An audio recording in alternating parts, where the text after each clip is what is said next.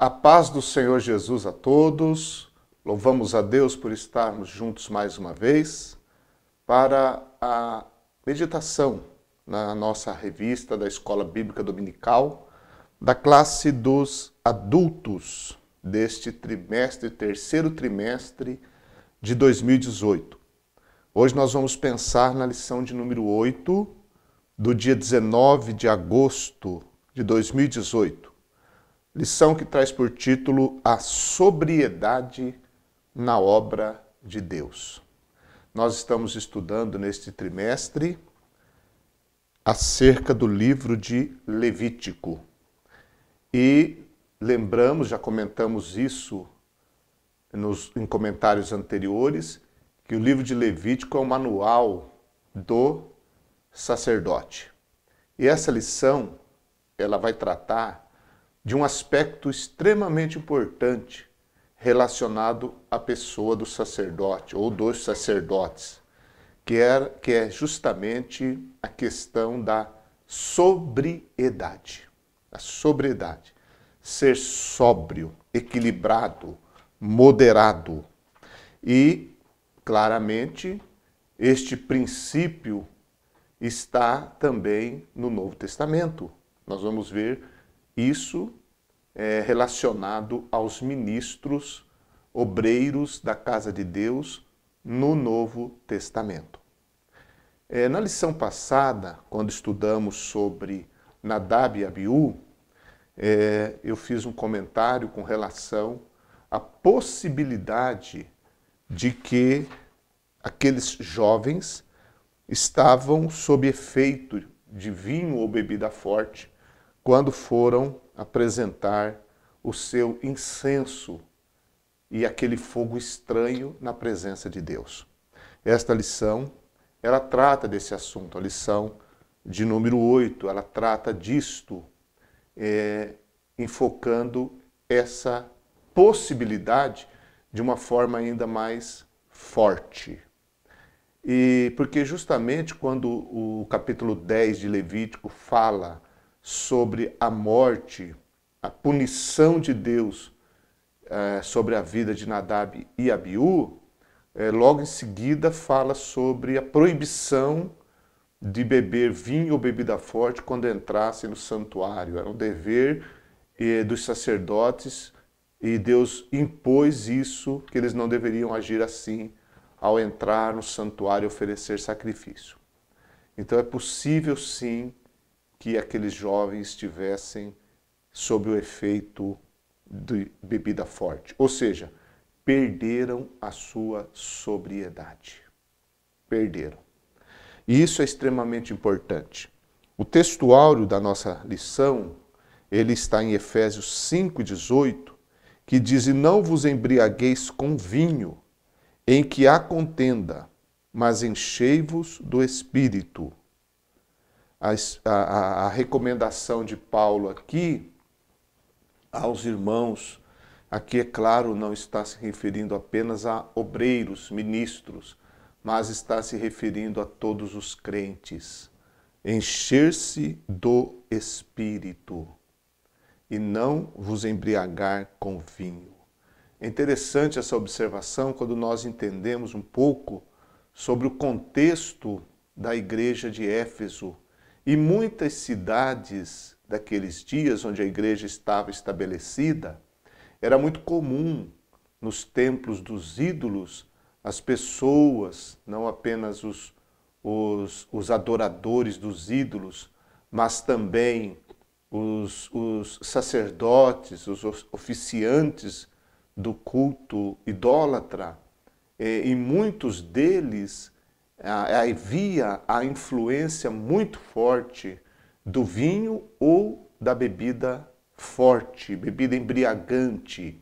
Inclusive um dos deuses adorados era o deus Baco, não é? Ou Dionísio, que no seu culto, na sua forma de cultuar, os adoradores e os oficiantes, eles se entregavam à bebida, ao vinho. E o que Paulo claramente ele tem em mente é que essa prática pagã ou idólatra que outrora os irmãos de Éfeso praticavam, Paulo faz um paralelo dizendo que aquilo era uma prática do passado, no tempo que eles viviam na carne, sob o domínio do poder da carne. E muitos deles, sem dúvida, tinham saído desse culto idólatra, dominado pela bebida, e agora estavam servindo a Deus. Então, o que Paulo mostra para nós, ou mostrou para eles, e a lição e o princípio fica para nós, é que na vida passada, ou no pecado, eles eram controlados por coisas que não produziam nada que resultava em benefício para a própria pessoa e tampouco para a glória de Deus. Eles eram controlados pela bebida forte, naquele culto idólatra. Agora, salvos por Cristo Jesus, vivificados, salvos pela graça, ressuscitados juntamente com Cristo, conforme Paulo ensina na carta aos Efésios, assentados em regiões celestiais, eles tinham uma nova vida. E quem deveria controlar essa nova vida era o Espírito Santo.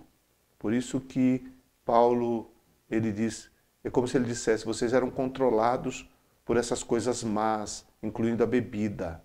Agora vocês devem se encher do Espírito Santo para serem controlados pelo Espírito. E esse é um princípio que se aplica a nós também nos dias de hoje. Nós devemos sermos controlados pelo Espírito Santo. Quem deve nos controlar, dirigir a nossa vida é o Espírito de Deus. Aí sim nós seremos verdadeiramente, biblicamente, cheios do Espírito Santo. Quando nós pensamos no vinho, na bebida forte, nós lembramos, e isso é claro, que quem erra nessas coisas fica controlado por ela e perde a sobriedade. Perde a sobriedade. Nossos exemplos bíblicos, inclusive, citados na lição, eu faço referência aqui, a primeira vez que o vinho aparece nas Escrituras Sagradas, está lá em Gênesis capítulo 9, versículo 21, que foi a referência a Noé, que plantou uma vinha, fez vinho e exagerou, bebeu e embriagou-se. E todos nós conhecemos o resultado da embriaguez de Noé, que foi terrível, foi um resultado muito ruim para a sua família, inclusive para os descendentes de Cão ou de Cã. Então, quando nós olhamos para a palavra de Deus, nós vamos ver que o povo de Israel era um povo em cujo contexto o vinho tinha um lugar importante. Fazia parte da vida do povo. Inclusive nos dias de Salomão, nós temos ali a referência da palavra de Deus, que vai mostrar para nós que quando Salomão estava construindo o templo e também o seu palácio, e ele importou muita madeira da região de Tiro, de Sidom, principalmente Tiro, e naquela troca comercial estava ali envolvido o vinho como forma de pagamento aos trabalhadores de Tiro, a troca comercial que havia ali, nas mercadorias que Israel então repassava ao rei de Tiro, aos trabalhadores, estava ali o vinho em alta quantidade. Então o Israel foi um grande produtor de vinho. Além disso, na cultura do povo, o uso do vinho era natural. Lá em Deuteronômio capítulo 7, versículo 13, E também Deuteronômio capítulo 14, versículo 26, principalmente no capítulo 7, quando fala das bênçãos de Deus, Deus abençoaria o povo de Israel em tudo, inclusive no mosto, que é o vinho novo. Fazia parte da vida do povo. E embora fizesse parte da sua cultura, da sua vida diária, a Bíblia continha e contém para o povo de Israel, naqueles dias, inúmeras recomendações e advertências com relação ao exagero no beber vinho. No beber vinho. Lá em Provérbios, capítulo 20, versículo 21, ou capítulo 13, melhor dizendo, Provérbios, capítulo 23, desculpe, Provérbios 23, a partir do verso 20, versículo 21, depois o versículo 29, até o versículo 35, nós encontramos ali advertências importantes com relação ao vinho. Embora eles bebessem, embora eles tivessem isso na sua prática habitual e diária, eles deveriam tomar muito cuidado com relação ao exagero no uso do vinho. Um outro exemplo, infelizmente, negativo com relação ao exagero no vinho foi o caso envolvendo Ló e suas duas filhas. No caso, as duas filhas, principalmente, que embriagaram o seu pai. Temos outro exemplo também relacionado a Davi, que deu de beber a Urias, tentando embriagá-lo para que ele pudesse ir para sua casa e ali manter relações com sua esposa, para que assim Davi escondesse o seu próprio pecado. Mas não aconteceu. Urias, mesmo bebendo vinho, ele não agiu conforme Davi imaginava que ele iria agir. E temos um outro exemplo também, aqui não envolveu o vinho, mas na cabeça da pessoa o vinho estava envolvido, que é o exemplo de Ana, lá no capítulo 1 do primeiro livro de Samuel, quando Ana, a mulher de Eucana, estéril, né, queria muito ter filhos, e ela estava orando em Siló, pedindo a Deus, amargurada, buscando a Deus ali por um filho, fazendo votos diante de Deus, e a amargura dela era tanta, apenas mexia os lábios, não pronunciava palavras, que quando o sacerdote Eli olhou para ela daquele jeito, pensou que ela estava embriagada e chamou a atenção dela. Até quando você vai ficar no teu vinho, você não vai se apartar do seu vinho? E ela disse, não, meu senhor, eu não tenho bebido nada disso, não tenho bebido vinho, nem bebida forte, mas é a amargura do meu coração. Então, mas ele imaginou que ela estava grávida. Ou, desculpe, que ela estava bêbada. Ele imaginou isso, que ela estava embriagada. Bom, então é claro, os sinais visíveis, físicos, o comportamento, as atitudes de uma pessoa que exagerava no vinho. Isso, o Antigo Testamento, ele está cheio de advertências com relação a isso. Embora o vinho pudesse também estar relacionado na Bíblia, está citado na Bíblia, que alegrava o coração, né?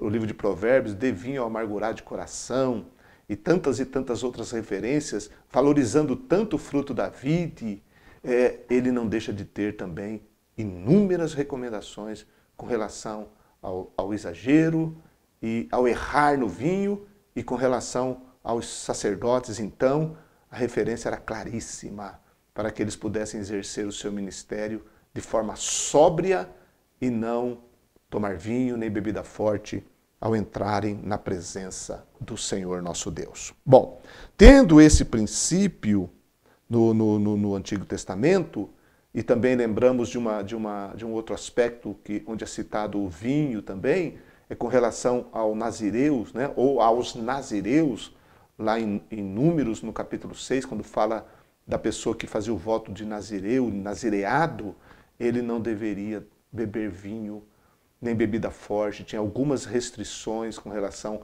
a esse voto do nazireado, incluindo a proibição de beber vinho durante o período do seu voto de nazireu. não deveria beber.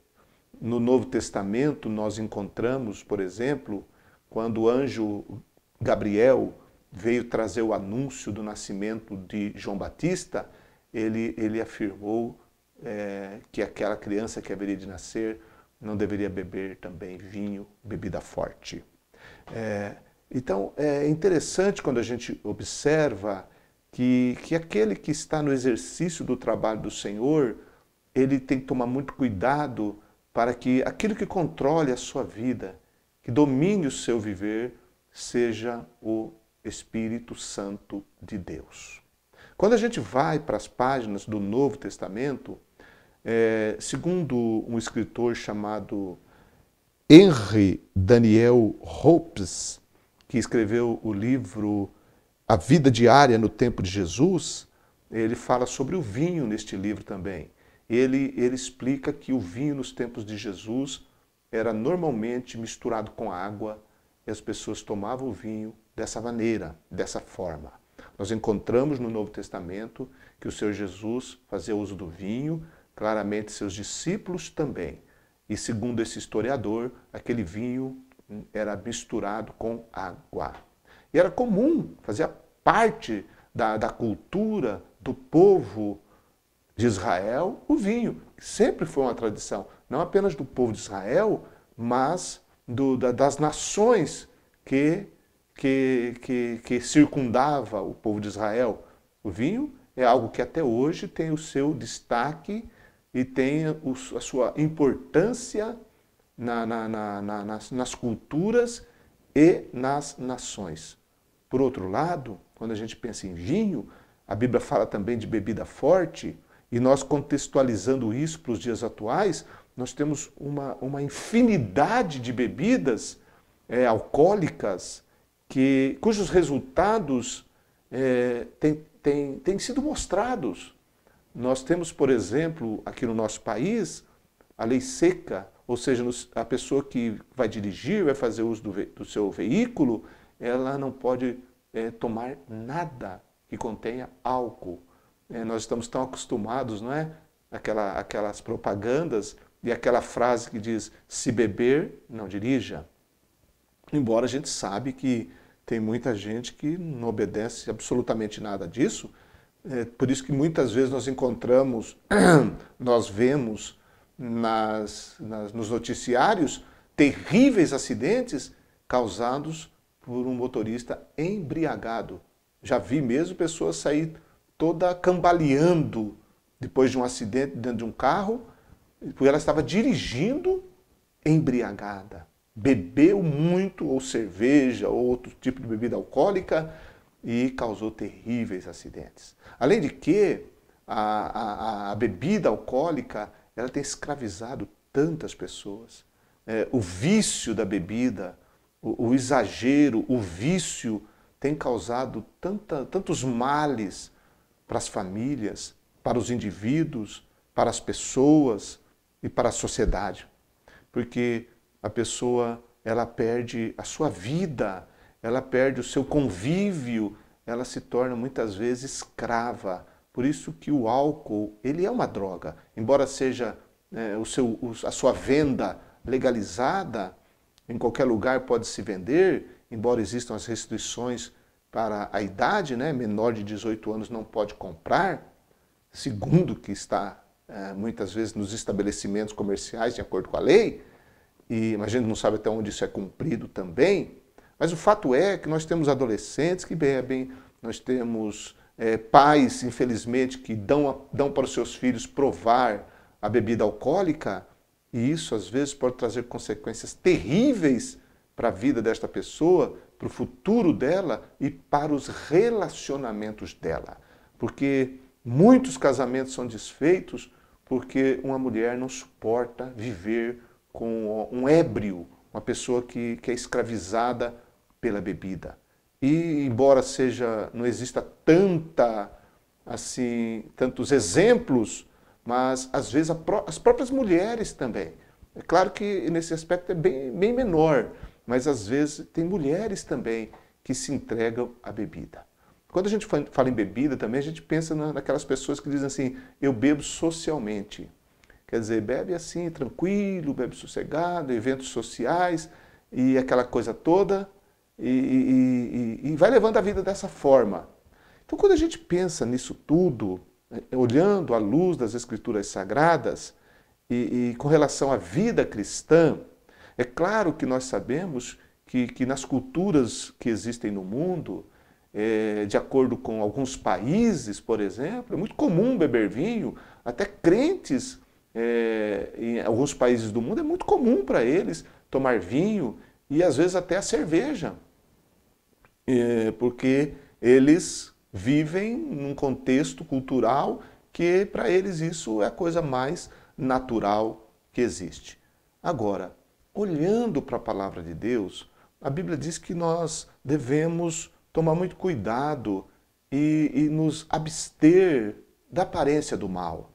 Então, uma vez que a bebida alcoólica ela pode ser tão prejudicial para a vida da pessoa, seria muito mais prudente, seria muito melhor que cada servo de Deus evitasse esse tipo de coisa para que ele pudesse viver uma vida de mais sobriedade e uma vida que fosse controlada pelo Espírito Santo de Deus. Seria muito prudente ao cristão evitar a ingestão do vinho, da bebida alcoólica, seja ela qual for, para que ele pudesse prevenir-se, evitar correr o risco de tornar-se uma pessoa viciada e assim trazer escândalo e perder a sua sobriedade e viver uma vida que de fato não glorifica a Deus. Todos nós sabemos que no seio da igreja, entre os membros da igreja, existem muitos ex-alcoólatras, pessoas que eram dominadas pelo vício da bebida, viviam praticamente todo dia embriagados e foram libertos por Cristo, estão servindo a Deus na igreja. Imagine uma pessoa dessa, se ele ceder um pouquinho que seja, um gole que seja, ele corre o risco de voltar novamente a ser escravo da bebida. Ele foi liberto, então ele deve viver liberto. A nova vida em Cristo não deve fazer a pessoa voltar a qualquer tipo de coisa que antigamente o escravizava. O apóstolo Paulo fala em Romanos que nós outrora, lá no capítulo 6, outrora nós oferecíamos os nossos membros ao pecado, para servir ao pecado, à imundícia e à injustiça. Mas agora, uma vez libertos do pecado, Paulo diz que nós devemos oferecer os nossos membros como instrumentos de justiça para servir a justiça e para servir a Deus. Esse é o nosso princípio. Então, por que flertar com coisas que não produzem a glória de Deus, que podem escravizar a pessoa e trazer escândalo para o Evangelho? Por que flertar com isso? Por que ceder, brincar, ficar com essa história de beber em casa, beber longe da vista dos outros e levar uma vida quando está correndo riscos e que não vai produzir a glória do Senhor? Eu, particularmente, evito toda e qualquer bebida alcoólica.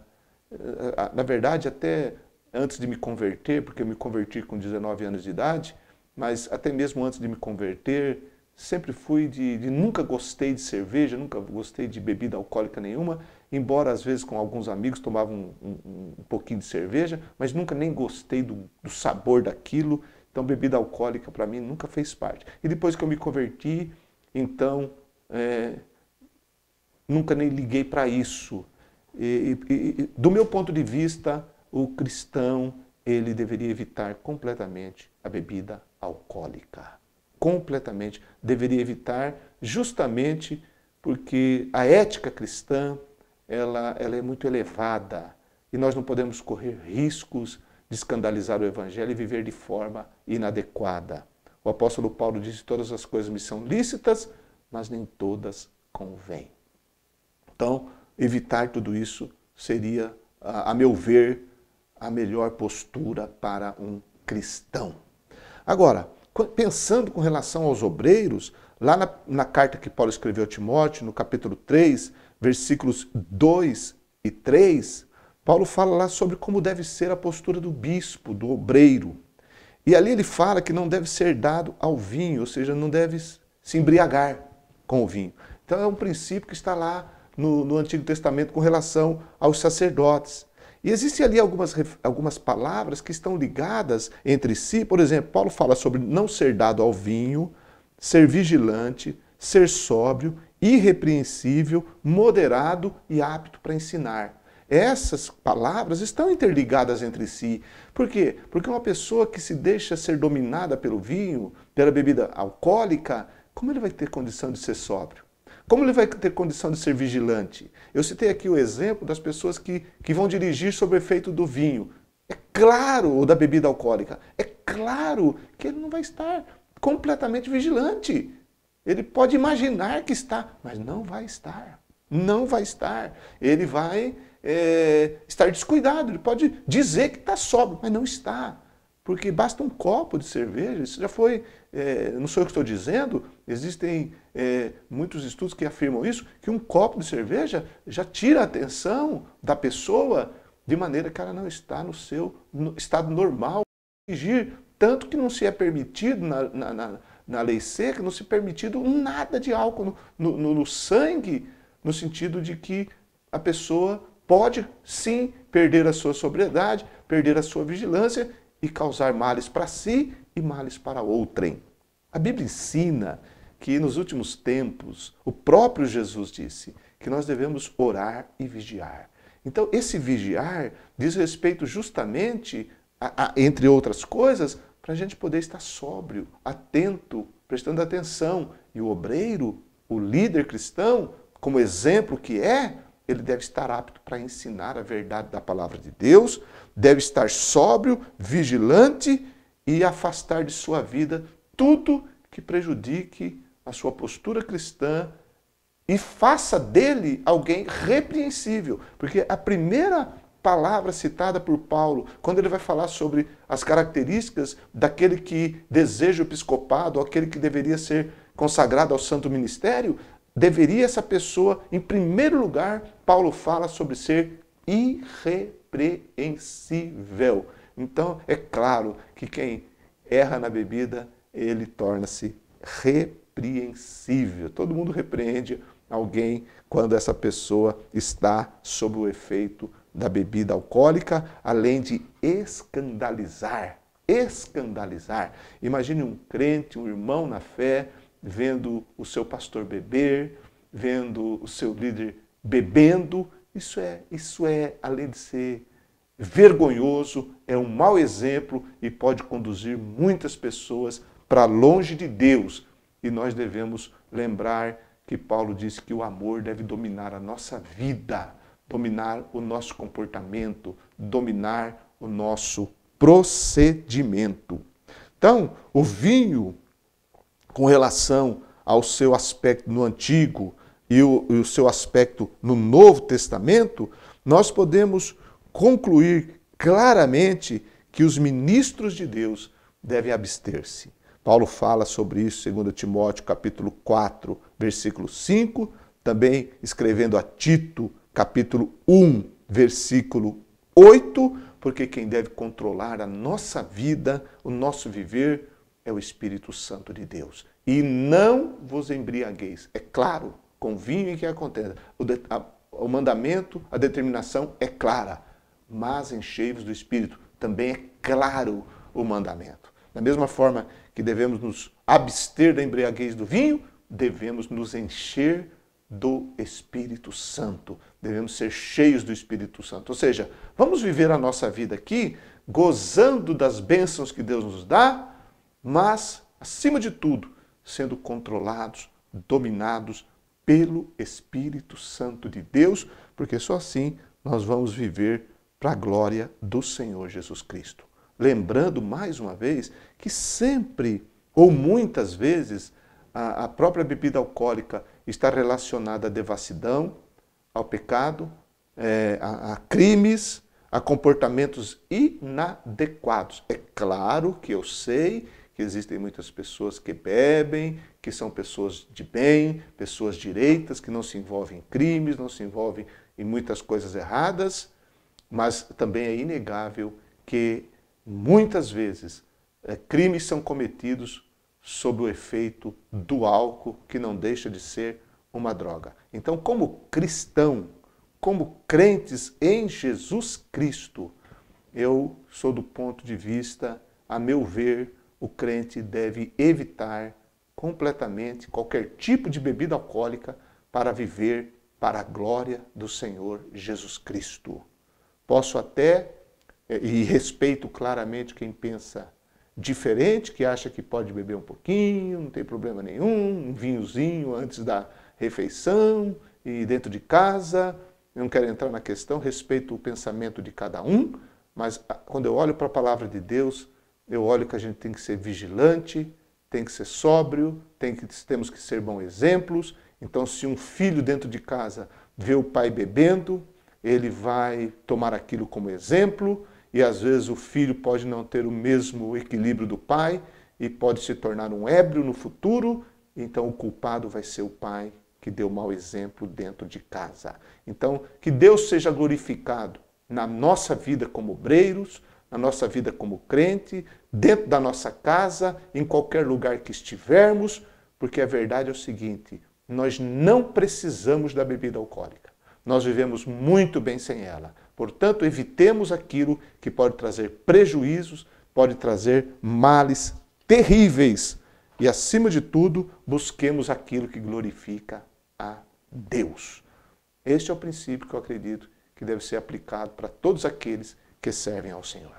Um grande abraço, que Deus abençoe e que o Senhor Jesus possa continuar nos ajudando a viver para a glória dele. Nosso Pai Celestial, glorificamos o teu nome e pedimos, Senhor, nos encha cada vez mais do teu Espírito para sermos dominados e controlados por ele. Amém. Queridos, que Deus continue abençoando a todos nós.